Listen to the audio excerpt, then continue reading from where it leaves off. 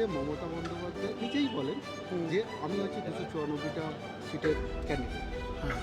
এবারেও যে 2026-এ এই যে তার বার্তাটা, এটা কি তার কাজে দেবে?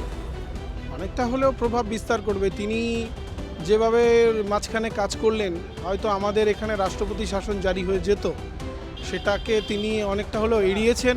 তাতে অনেক মানুষ হয়তো ক্ষুণ্ণ হয়েছে, তারা বিষয়টা অতটা অবগত বুঝতে পারেনি যে এইটা কেন হচ্ছে। অনেক মানুষ একটু আমাদের এখানে ধর্মীয় রাজনীতি হচ্ছে, সেই ধর্মীয় রাজনীতিকে কন্ট্রোল করার জন্য হয়তো দিদি তার বিরূপ প্রতিক্রিয়া দেখিয়েছেন। তো কিছু মানুষ বুঝতে পারছে, কিছু মানুষ বুঝতে পারছে না। যে পরে আমি যেটা বুঝেছি, প্রথম দিকে আমি এটার প্রতি একটু ক্ষুণ্ণ ছিলাম, কিন্তু পরে বুঝে দেখলাম যে যদি এটাকে না করা হতো তাহলে কিন্তু না, এসআইআর নয়, এসআইআরের আমি পক্ষে নই। কারণ এসআইআর করে যে মানুষগুলোকে মানে বাদ দেওয়া হচ্ছে, তারা কিন্তু দেখা যাচ্ছে যে ছেলে রয়েছে, তার মেয়ে রয়ে গেছে, অথচ সেই বৃদ্ধ মা বাবাকে এসআইআরের ফাঁদে ফেলা হয়েছে। তার সন্তানদের নাম আছে, অথচ তার মা বাবার নাম থাকবে না, এটা তো ঠিক নয়।